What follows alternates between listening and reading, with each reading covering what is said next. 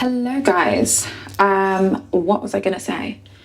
Literally started filming and I have no idea what I was gonna say. Right, tomorrow is wash day and I really thought I would film with you guys what I do when wash day is tomorrow. I'm even about to go to the spa, so I like to make sure that like I've treated my hair before I go to the spa, because then I'm going to go in the sauna, steam room, like the full shebang. I'm gonna quick story time. Actually, I'm gonna tell you whilst I'm doing like my pre-poo treatment, because it's going to explain a little bit about the state of my hair right now. Two products I'm going to be using before I pre-poo, for starters, is this one, Camille Rose Coconut Leave-In. I mentioned this in my FAQ video. I use this literally on my straight hair all the time. My hair doesn't revert back when I use it. The second thing I'm going to be using, right, hang on a minute, I need to have a look at this thing, is this is my DIY hair oil. This is my DIY hair oil. I'm about to run out.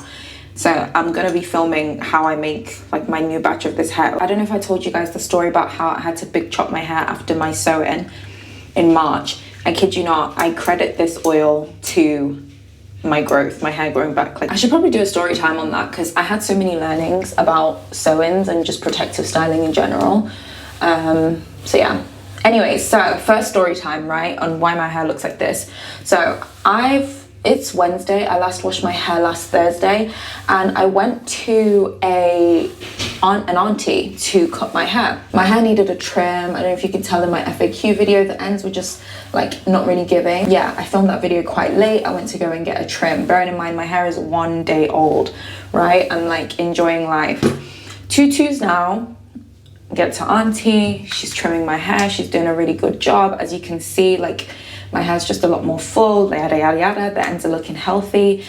And from time she started like cutting my hair, she was already like really impressed with my hair, right? I get that a lot, not to like toot my own horn, but you know how aunties be, they be like, oh my god, is this your hair? And then they call all their friends and they all come and have a look at your hair in the salon. It's, I don't know. Quick thingy, people always ask me why my hair doesn't revert back when I use this. Obviously I'm using loads now because I'm about to wash my hair tomorrow, but I'm gonna put it on and you're gonna see how it doesn't revert my hair back. I don't know the science behind it because it is a water-based product, but somehow my hair doesn't revert back. But obviously on a normal day I only use like a pea-sized amount, but now like my hands are covered, right? And side note, I know a lot of people are really big into hair oiling these days, and I'm also big into hair oiling, but one of the things that I absolutely swear by is before you apply any kind of oil on your hair, make sure you add some kind of hydration. And what I mean by hydration is any kind of product that is water-based or has water in it,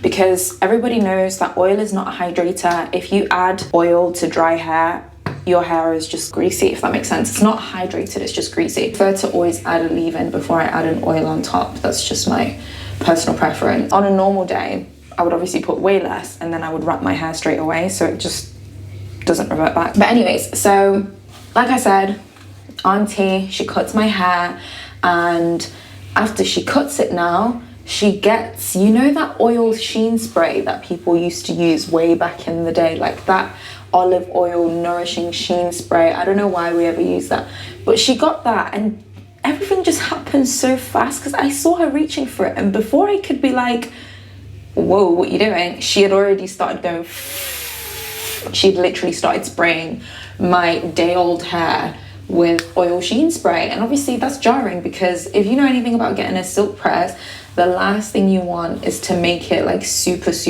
greasy, because it's like, now I've got to wash my hair. So when I got home, I even tried to put dry shampoo, and honestly the dry shampoo helped a little bit, but it was beyond repair. Like it was literally beyond repair. Like there was nothing I could do about it. My hair was beyond saving, honestly. So yeah, that's how auntie ended up like doing like a mazza to my silk press. I don't know why she did it. Also make sure you get those edges, guys. Like my hair's like pretty much leave-ined, if you will, and it's good.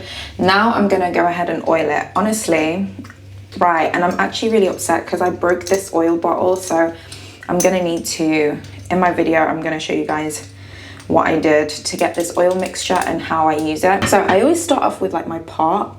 I don't know why, it just feels like the easiest. It feels like the easiest place to go when it comes to hair oiling. So my part and my edges are like the first things to get oiled, okay?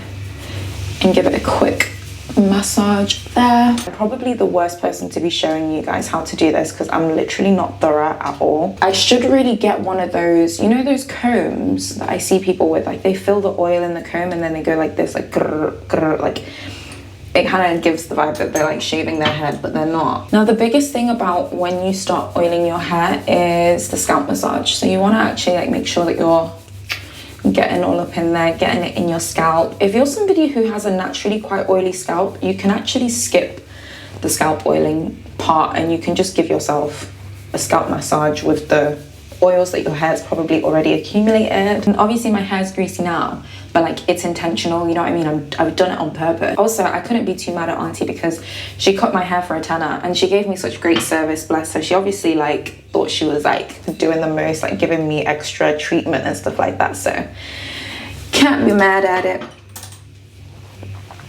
And then I also want to make sure that I get, one thing that I've been doing really well as a straight hair natural is growing out my nape hair.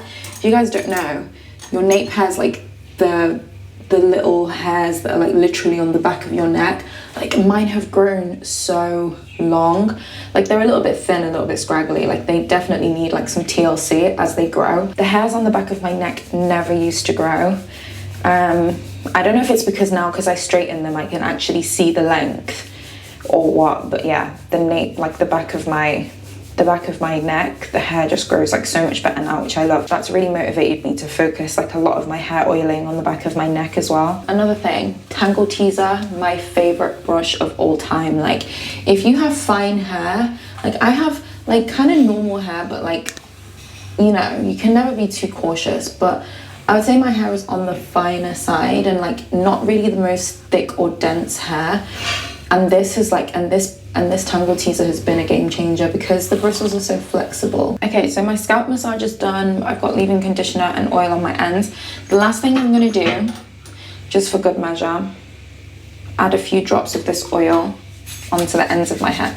So I feel like they haven't really got a lot of love. This is literally the best pre-poo routine ever to help to reduce friction from your wash day. Also, another disclaimer, if you are gonna do this routine, guys, make sure you use a really, like you have to shampoo your hair really, really well. Use a clarifying shampoo if you have to. Okay, I'm personally gonna go to the spa and sit in the steam room and sit in the sauna, but obviously on a normal day, I don't really do that. But if I wasn't gonna do that, here's another tip I would say if you're gonna do this routine that would really, really help, just to give you that extra little boost in your moisture. This is the single most important thing that you could ever need in your hair routine as a black woman, okay? I don't care if you wear your hair straight, curly, twist out, braid out, dreadlocks. I don't care if you're bald.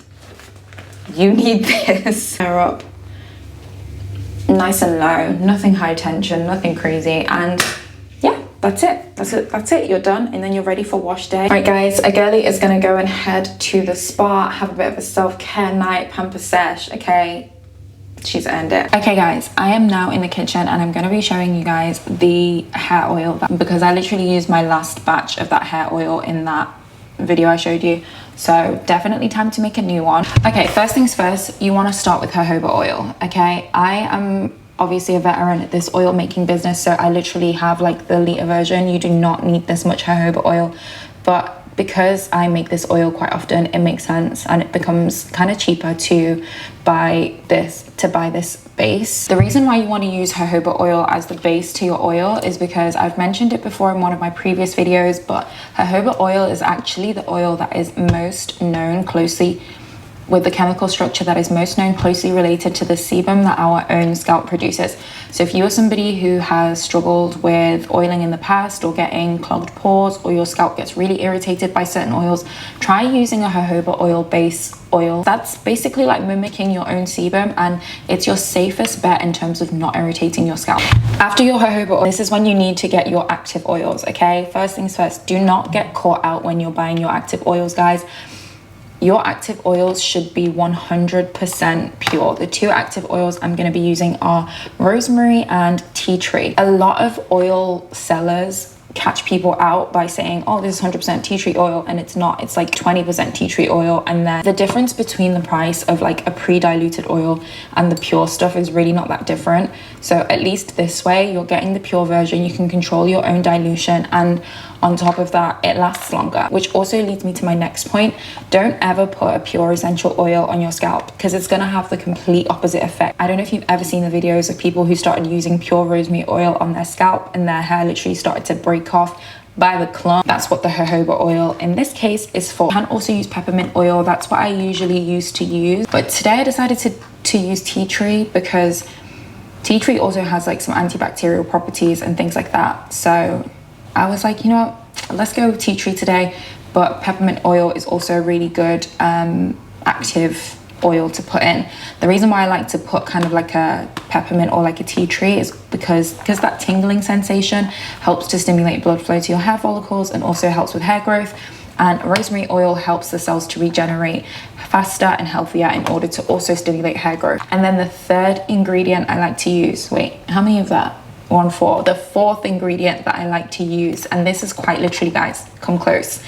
This is the most important ingredient in your hair oil, because I've been using this mixture of these three oil with peppermint oil for years, and the addition of this fourth ingredient that I'm about to show you has literally made the world of a difference. And I'm like, when I say the world of a difference, I mean like it's night and day, clear as day, crazy. This is the fourth ingredient. Okay, these are Ayurvedic herbs. I'm sure lots of people have heard of and experienced Ayurvedic herbs. Let me see if I can show you. So this is a herbal hair mix. I literally purchased this off Amazon.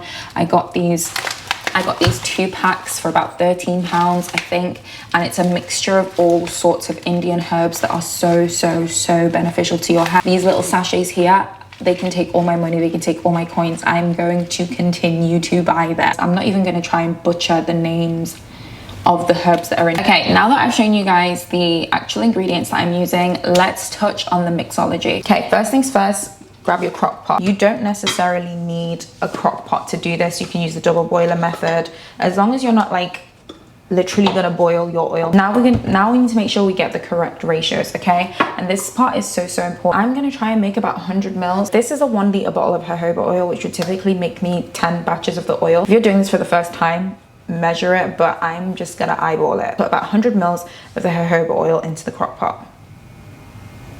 I'm gonna put about 20 mils of rosemary oil. So for every 100 mils of jojoba oil, I'm gonna put about 20 mils of rosemary oil. Again, eyeballing it, guys. Do as I say, not as I do. Ooh, some good. This is my first time using this particular brand, and I was skeptical, but yeah. Oh wow, oh my gosh, I'm excited now. Now we're gonna put in the tea tree oil, and this is the bit that's gonna have the least amount. Honestly, when it comes to your tea tree or your peppermint oil, you can literally just put in a splash. You literally just want to put a splash in there. If I'm to give you a measurement, I would say literally 5 to 10 mils of this, because you really don't need a lot. It's really potent. Okay, that'll do. The most exciting part of the hair oil, because the herbs aren't quite well mixed, I kind of just like to pick at it, like a bit of everything. And like I said, I'm not going to try and butcher the names of the herbs, just know some good. The reason why I like to use heat is because it just is a lot easier. It helps everything to infuse together. What it's looking like, guys. Absolutely. You just want to make sure that you are mixing everything together. Just make sure you put the lid on there as well, so that you get all the good stuff. Doesn't go evaporating away. Okay, so my oil has been cooking for like a good 20 minutes. I let it cool for a bit, and now I'm gonna pop it in an old oil bottle.